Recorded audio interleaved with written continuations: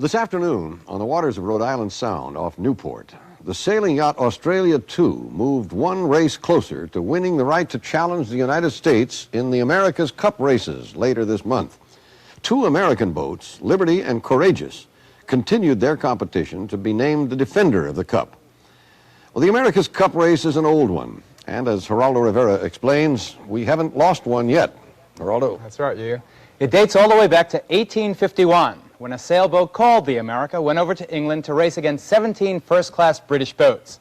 Queen Victoria was watching that day long ago when the America glided across the finish line way out in front of her British rivals. "Who finished second?" the Queen asked. Your Majesty, an aide replied, "There is no second." And it's been that way since that afternoon 132 years ago. America has been first, and the America's Cup has remained here. But this year, for the first time in at least 50 years, there's a real chance our side may lose. The report you're about to see is part sailing and part society, with a dash of politics, street fighting, and dockside maneuvering thrown in to give you an idea of what the contest for the Cup is really about. Can we grind it up a little?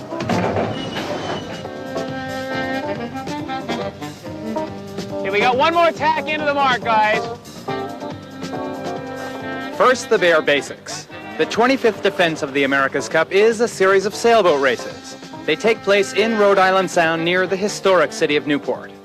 The finals are between a boat representing this country and a foreign challenger, both selected after this summer-long process of elimination, now reaching its closing stages. But simply saying it's a series of sailboat races is less descriptive than calling the Kentucky Derby a horse race, or the World Series a bunch of ball games.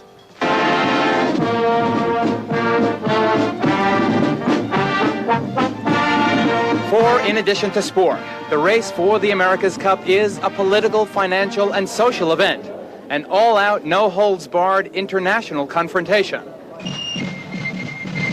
Watched even by royalty, like Prince Andrew of Britain, this battle is fought on water between these powerful 12-meter class boats. Woohoo! They are awesome high-tech sailing machines, built with space-age materials and guided by onboard computers. But part of the battle is also fought on land by rich men like the Aga Khan and others who carry national flags in one hand and their wallets in the other. And it has always been that way. During the early part of this century, when money was really no object, the races were run in these enormous wooden craft, twice the size of the current racers, worth well over 10 million apiece in today's dollars. It's not surprising that ours were owned by the Vanderbilts, Great Britain's by Sir Thomas Lipton, the tea-man. Yachting has always had such a genteel image. You might think the races would be filled with sporting gestures. Let the best boat win, that sort of thing. Well, so far, the America's Cup competition has usually been marked by the same level of sportsmanship you might expect to find in a professional hockey game. So far, the only thing that's missing are the bloody noses. Just ask Alan Bond. He's the owner of Australia 2, the leading challenger, what he thinks about the sponsors of the race, the New York Yacht Club. Well, the New York Yacht Club, some of their members are so obsessed with keeping the cup at any cost. I mean, you can compare this to the Watergate. Quite frankly, we've had papers taken from, we've had photographs taken. There's all sorts of harassment going on. It's a continuous thing. It's very dreadful. How does it feel to be perhaps the most unpopular man in Australia? Well, so far I don't think anybody's put a contract out on me. As you might expect, Commodore Bob McCullough, head of the America's Cup Committee of the New York Yacht Club, has a different point of view. It seems that when challengers come over here, they very often try to do things that aren't within the rules, whatever. So we've been subjected to criticism before, and I think that we really haven't made too many mistakes. With due respect to Commodore McCullough, it is the New York Yacht Club that over the years has made and interpreted some pretty strange rules, always to their advantage. For example, after the schooner America's great victory over that fleet of British boats back in 1851, the Yacht Club decreed that every foreign challenger for the America's Cup had to be built in its own country, which in those days meant it had to be strong enough and heavy enough to then sail across the ocean to get here. Strong and heavy. not light and fast like the American boats they had no real chance of beating. Of course, the rules have become much fairer since then. For example, foreign boats for the first time can now use American-made sails and computer technology. And that sporting gesture is one reason the foreign challengers are given their best chance ever to take the cup home with them. Peter de Savary heads Britain's Victory Syndicate, one of the two foreign finalists. Don't like the fact that for 132 years, the Americans keep giving us a good whipping. We don't like that. The people at home don't like that. And we're going to try our best to change it in 1983. We'll spare no effort and we'll give no quarter and all of that. We're here to do a job. And he means it, to back Britain's effort to break America's 132-year-long winning streak. De Savary and his syndicate are spending an estimated $8 million. That's another reason the challengers' chances have never been better. Together, the 7 foreign boats have spent tens of millions to mount their challenges, for the first time, outspending even the American defenders. At those prices and at that level of commitment, it's pretty obvious that there's a lot more at stake than just this silver cup, bolted to its case here at the New York Yacht Club. There's national pride, bragging rights over which country has the world's best sailors. And there is America's winning streak, which is the longest in all sports history. And to give you an idea of the pressure on our side to keep right on winning, there's a legend here at the Yacht Club. It says that the head of the American skipper who loses it will replace the cup here in its case. That, of course, is an exaggeration, but not by much. And the 3 American skippers vying for the honor and responsibility of defending the cup were well aware that this year especially the pressure is on. Dennis Conner in red, the methodical, no-nonsense skipper of Liberty, successfully defended the cup last time around. Well, we pick our crew on the basis of attitude first. Their day is started about 5:30 in the morning when they get up and do some aerobic stretching exercises prior to their run. And then they have breakfast about 7 o'clock and down to the boat at 7:30, and usually try to leave about 9, get back at 5, take the boats out of the water. Well, I don't like Dennis's style. Tom Blackhauler, the flamboyant skipper of the second American boat, Defender, needled Conner all summer long. He's real straight, and he's a yes sir, no sir, and he does a lot of apple polishing and gets quite close to the rear end of some people, you know. It's Well, it was defending champion Conner who had the last laugh. Over the weekend, Blackhauler was eliminated from the competition. But to get into the finals again this time against the foreign challenger, Conner still has to beat out the 3rd American skipper. John Coleus has sailed his 10-year-old boat Courageous, all the way from dark horse to leader of the pack. Since I was a kid, the America's Cup is something that you always really look for. You know, I went to the Olympics, and that was really a thrill. And I think it's just the competition more than anything else. And Coleus isn't used to losing. He was a member of the crew when Courageous first defended the cup back in 1974. And again when Ted Turner skippered her to victory in 1977. Eliminated in 1980, Courageous has been retuned. And now with Coleus on the helm, she stands an even chance of being selected a 3rd time to defend America's Cup. So hats off to Courageous. But wait a minute. This beautiful boat is 10 years old. It's a little bit disturbing that the American designers haven't been able to come up with, in 10 years, with boats that are any really remarkably faster than Courageous. Well, that means the America's Cup's going to be pretty tough to defend, I guess. Especially against the Australians.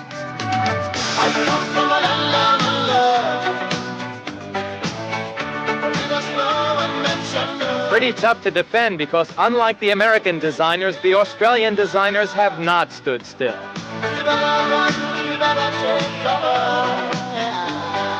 Aside from expert seamanship, the challenges for the America's Cup have also been marked by the kind of intrigue you might normally associate with a political campaign. Last-minute dockside maneuvering, espionage, rule changes. Well, most of the controversy this year has been focused on that boat, Australia 2, and what makes it so much faster than all the other challengers for the Cup. Australia 2 has crushed all the other foreign boats during this summer's elimination tournament.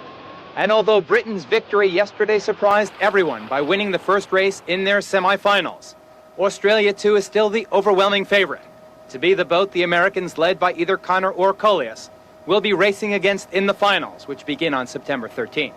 It will be the challenger, despite an intense month-long effort by the New York Yacht Club to have the boat eliminated on technical grounds. Simply stated, the issue was this. The keel on a standard racer looks something like this. What Australia 2's designer did was add fins to her keel, something like this. When the New York Yacht Club discovered this wing keel, they howled that the boat was no longer a 12-meter. They claimed that the addition of the wings made her a 12.5 or even 13-meter. The Australians quite naturally disagreed. For the first time, the innovations of Ben Lexon, the Australian designer, show that we may have an equal chance of winning the Cup. I don't think we've got any more. And this is considered to be an unfair situation as far as New York Yacht Club is concerned. They don't want anyone to have an equal opportunity. If we lose the Cup fair and square, that's fine with us. That we're perfectly happy to go out on the water and sail against anybody in a 12-meter. But if they have a 12.5 or 13-meter, then we don't want to give the Cup away. We think that that would be abdicating our responsibilities. But last week, the Yacht Club discovered that an international committee had ruled in 1982 that wing keels were in fact allowed. Now, we don't happen to agree with the answer. Matter of fact, we think it's rather bizarre. But we're going to go along with it, and so for that purpose, it's legal right through the match. So the match is on, and in a demonstration of if you can't beat 'em, join 'em adaptability. On Tuesday, 2 of the American trial horses were fitted with wings on their keels. If it makes them faster, then you can bet the American boat chosen to defend the Cup next week will be flying Australian-type wings. On the streets of Newport, filled to bursting this America's Cup summer, and in the drawing rooms of the great homes lining Bellevue Avenue, the controversy over the Australian keel and whether or not the boat will take America's Cup home has finally given people something new to talk about.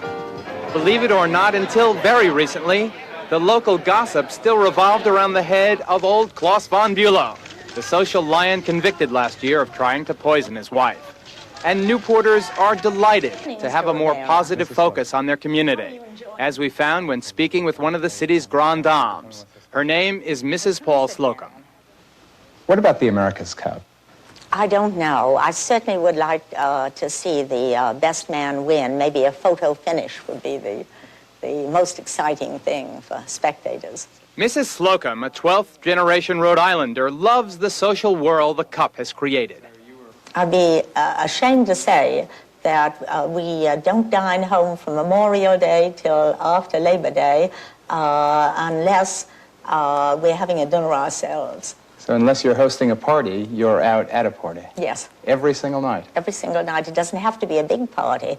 It can be a small party. I mean, for instance, we dine on people's boats all the time.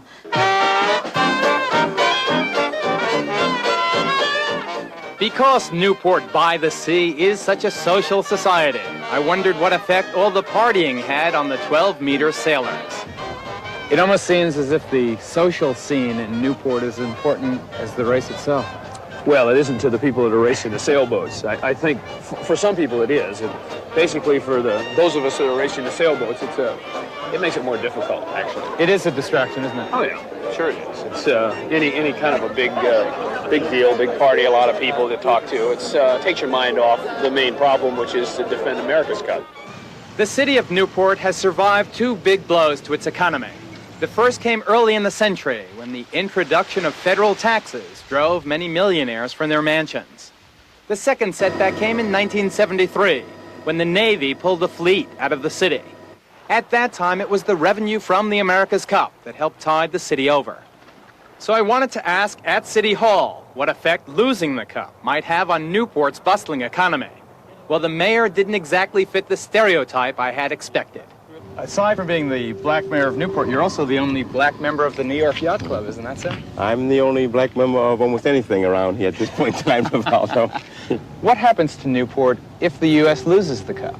We survive changes, and we'll survive the Cup if it happens to leave the city of Newport, which is highly unlikely, we hope. We're going to be filming at the ball tonight. I wonder if you'd give me some of your impressions of the America's Cup ball. It's It's probably the most grandest thing I think you'll ever attend. It's just going to be magnificent. And we hear it's the ball of the century, and we kind of think it's going to be very, very pleasant. The ball of the century. Yeah.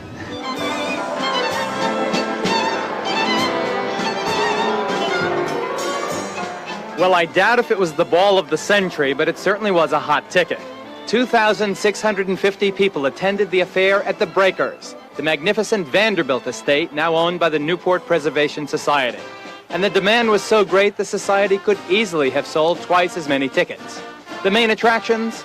Well, it is the 25th defense of the Cup, maybe the most closely contested ever, and who knows where the next America's Cup ball will be held. Newport society has survived the coming in of the income tax and the pulling out of the U.S. Navy.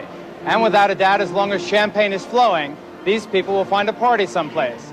But as far as the America's Cup is concerned, there is a chance. For the first time in 50 years, there is a real chance that the longest winning streak in sports history could be broken. For the New York Yacht Club, at least, this could be the last waltz in Newport. But remember, wing keels aside, the contest for the Cup will be decided on the waters of Rhode Island Sound, where American sailors haven't lost one yet.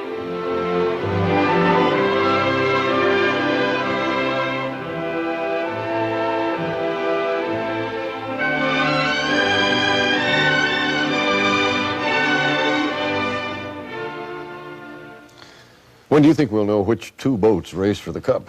Probably by the weekend, but definitely by next Thursday. Right, and the race itself starts the 13th. Right, and may the best boat win.